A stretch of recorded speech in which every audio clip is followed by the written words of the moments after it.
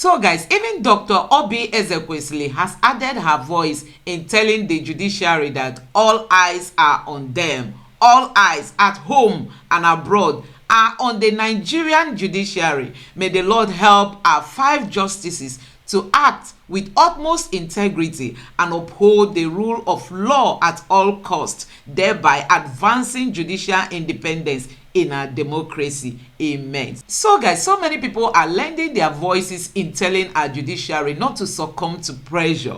We all know that they are under pressure, but they must stand up to defend the Nigerian democracy at this time. Just take a look at what ex-Emir Sanusi Lamido just said.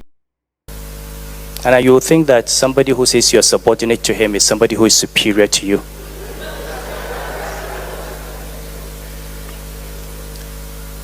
You know, and like I said in Abuja, I have my record of service. My father has his record of service. My grandfather has a record of service. We cannot be intimidated by somebody because you're president or you're a governor, and we cannot tell you that you're wrong.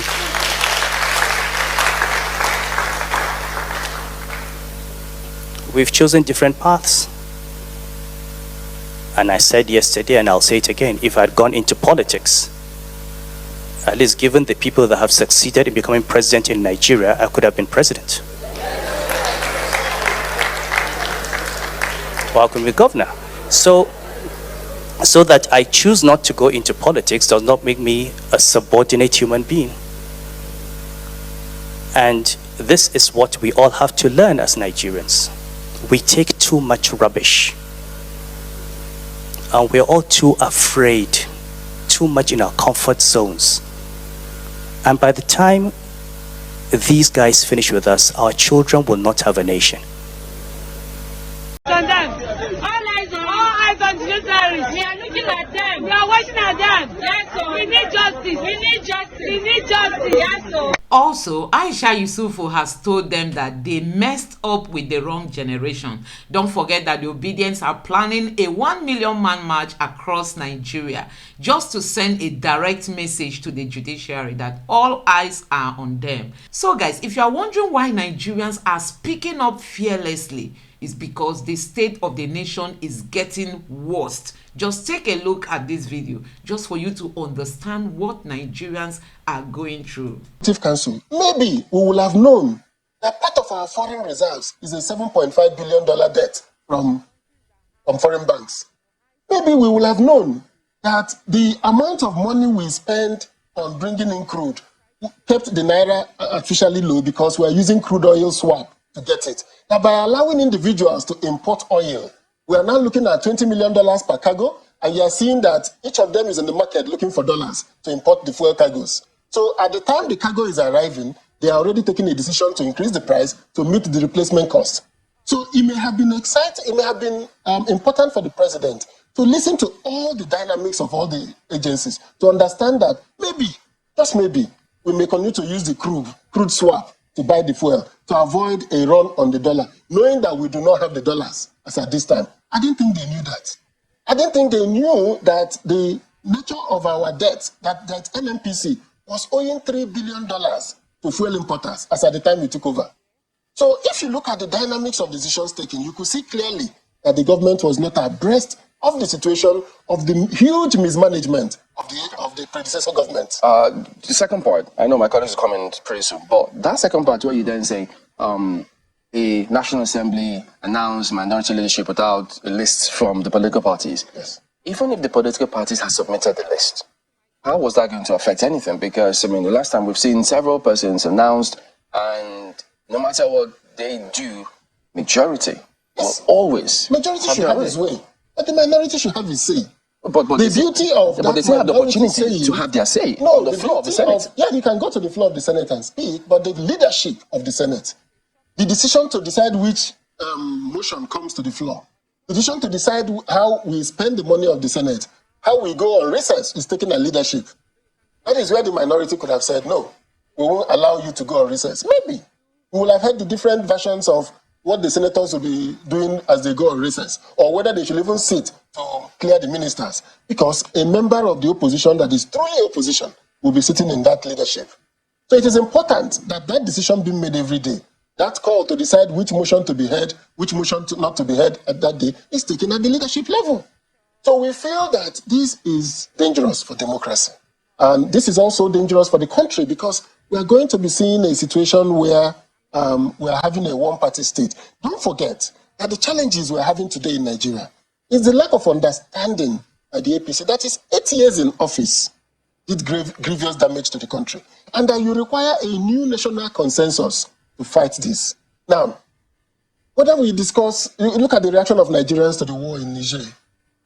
I'm sure if you look at the reaction on the fuel subsidy and co, if the people of Nigeria has confidence that this government has mass legitimacy, which brings me to a point, I think we need to amend our laws to make it that any presidential candidate who doesn't make 50+1 of the votes cast in an election should go for runoff. Because a 33% election of a president at 33% of the vote gives the president a serious minority that makes it difficult for him to push big agendas. Now, let me make it clear. I support the idea of fuel subsidy removal. I support the idea of removing the exchange rate distortions we have. But these decisions have to be taken in cognizance of the facts available on the ground. How are we going to frame it such a way that it will not have negative externalities? And we're having serious negative externalities. Food prices are on the rooftop. How would you have suggested? So that's what I'm saying. The decision will have been, and I made the point that if you had a cabinet, sadly, the cabinet I see today does not inspire confidence. I don't even know whether this cabinet will be able to advise him better than the ones he has taken. But all the same, the cabinet will have at least been abreast of the issues in their ministry, of the commitments. The military will have at least told him of the $655 million we have, we've already committed ourselves to 600 or 500. So if you change the rates now, it's going to have immediate impact on us. So all this information were not available at the time he took decisions on May 29. The rate is determined by economics. So whatever be the rate, the government had a rate that they had operated for 8 years. People in the country begged the government to remove this subsidy on the dollar. So, and now to remove it, you needed wide national consensus. Because first and foremost, Nigeria does not produce anything in it. We're not producing the goods we use. So we are getting imported inflation. As the fuel prices, oil prices rise, fuel prices will rise. As the dollar rates go up, the prices of cars will go on. Let me tell you, to buy a Toyota Hiace today, or intercity transport, the price has gone from 30-something million to about almost close to 50 million for the high-end ones. Now, what does that mean? It's an immediate impact on the prices of transport. Meanwhile, this transporter who has the one he bought at 38 will need to make 50 million to buy a new one. And then he needs to factor in the most important cost in his business, fuel cost, which has doubled in the modern food now as we are going. So looking at all of this is a delicate balancing. But beyond all of that delicate balancing is the wider national consensus that you need to have. That consensus is lacking. And the two ways you can restore that consensus is to go back to the issue that is bothering Nigerians, whether our elections are free and fair, whether this choice was the choice of Nigerians. He needs to let INEC share that to Nigerians. Because that consensus, that national uniform attitude you want, comes from a belief that, okay, this is a clear process, this is the winner, and we are fine by it. Whatever decision the courts take will not bring about that national consensus. What will bring about it is to say Nigerians are asking a pertinent question. You told us the IRF will work. It didn't work. You told us all the forms will be uploaded. It has not been uploaded till date. INEC should behave like I said during the May-Summer crisis, like JAM. Come out and say, all the Form EC8As we collected from these elections are now online. You could go there and verify. This is our election results. If you feel any of them was tampered, please say so. Well, this is winning back the confidence of Nigerians that we have a legitimate government in office. Then he can make progress from there. Staying with the issue of consensus, somehow you just managed to tie the economy with politics. Excuse me. And maybe some people say that's why you have socio-economic, issues.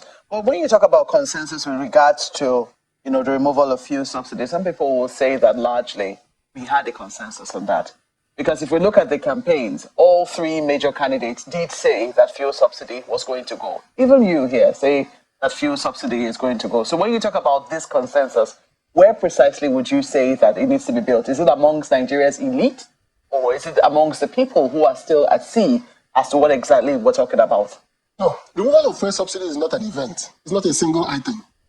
I'm talking about national consensus to say, pilot warns you, we're going to go into turbulence in this plane now. The plane has taken off.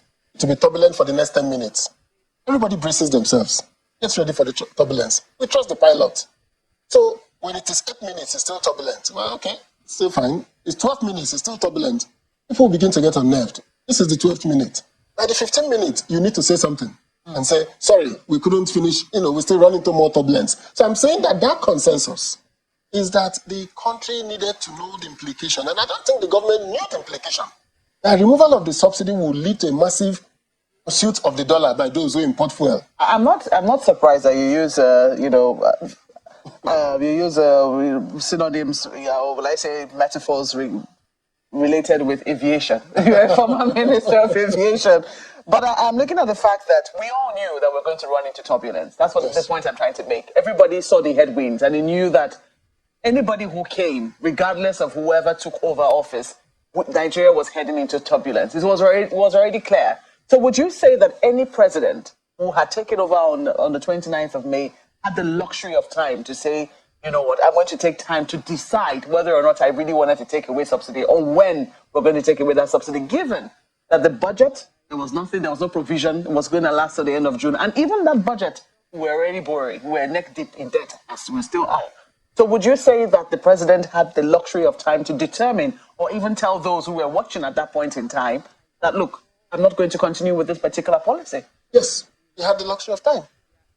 The luxury of time he has is that he had to know which of the two policies, how would the policies go together? If we remove fuel subsidy, are we going to also unify the exchange rate? If we unify the exchange rate, are we also going to stop NNPC from using crude sales for swap to bring in the fuel? Because don't forget, NNPC was the sole importer until May. Mm-hmm. So removing the subsidy is not an event. It is one of the decisions that IMF told us to take in his Article 4 consultation. He said, remove the subsidy, unify the dollar. But it is on a precondition, it's on a presupposition that the government will have enough dollars to meet obligations. So there were two issues. If the government had not put in place a funding mechanism, either go back to the IMF and say, we're taking these decisions, but we need a $4 billion stopgap financing so that we can meet the immediate needs of our dollar needs.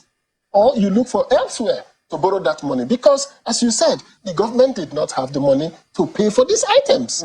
To borrow. So they needed to find that financing. Do you think that Nigerians can actually hear another item or another word that has to do with taking on more debt? Yes, Nigerians will have heard the word because you see, when you do this stopgap financing to find the dollars, everybody is lying to everybody. The government will continue borrowing. And if borrowing means telling the CBN to give you the naira equivalent of dollar that doesn't exist, that's still borrowing. That's what's going on. It's no dollar coming. So the government is taking money from the central bank. So it is important that we think about this in a holistic manner. It is important that at the end of the day, that there is a Nigeria and Nigerians who will bear the brunt of this policy. Looking for the dollar stopgap is in order to be able, once you open up a demand, there will be an initial wave of demand for it to stabilize. That stabilization period, that turbulent period I'm talking about, that 20 minutes of turbulence, is something you need to prepare for and say, when I do this, I'm going to find the foreign exchange to pay for this. And now, like I said, we just found out from NNPC 7 years ago that the money we call our foreign reserves are not ours. And that's because the CBN books were opened. Now, the CBN books were opened because the government now needed to rationalize its decisions. Which takes me to something I'm saying. We should not harass regulators. If the CBN governor has done something wrong, you should allow an audit to happen in the CBN. You should allow for a query to be issued to him. He should be made to face the music by going through a process. Using the State Security Department to arrest him is equals to harassment.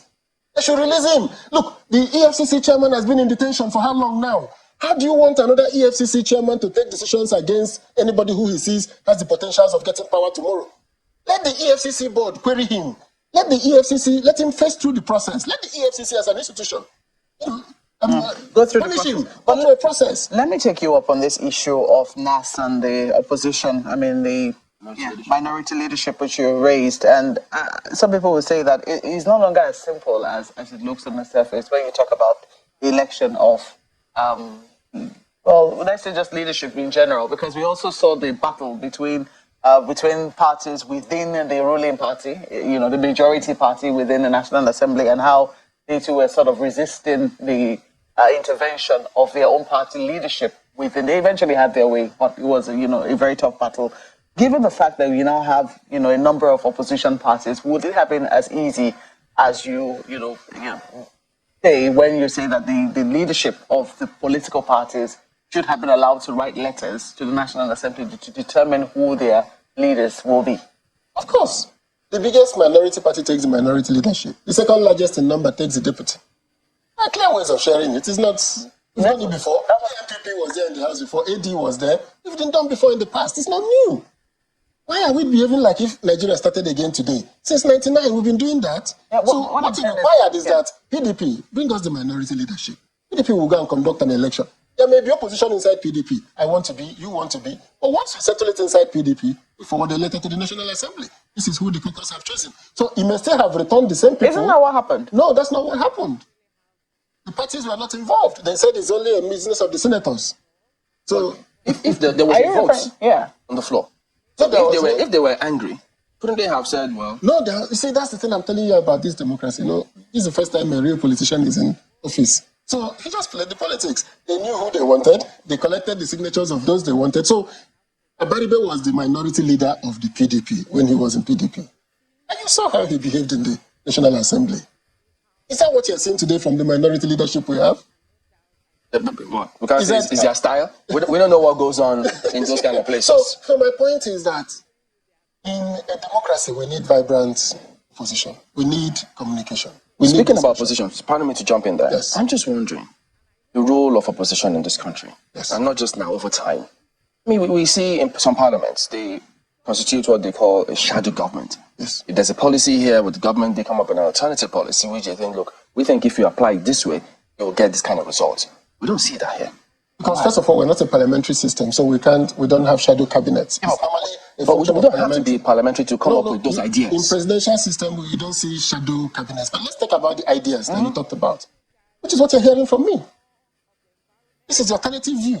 You shouldn't have done this at this time. You should have done this with this. And we will soon start publishing our regular papers on government rule. Now, the PDP in itself was a party in government for 16 years. Its instincts are that of a government party. It's not that of an opposition party. And it has taken us 8 years now to begin to realize. Smell the coffee. We are smelling the coffee that, well, it's not just 4 years and we're back. It looked like we're just gone, we're just coming back the next day. Now we are beginning to see that PDP itself needs to be reformed. PDP itself needs to renew itself. It needs to reimagine itself to begin to play the role of opposition. Knowing fully well now that we have a politician as president, if PDP does not get its acts together, it will be an extinct party. So we need to wake up, smell the coffee, find the kind of leadership that will represent us in an opposition atmosphere, and begin to do the work of opposition, begin to do the work of mobilization, begin to imbibe the work of technology. Our last 4 years has taught us a bitter lesson that a young party can come up and take away PDP's strongholds in one election cycle.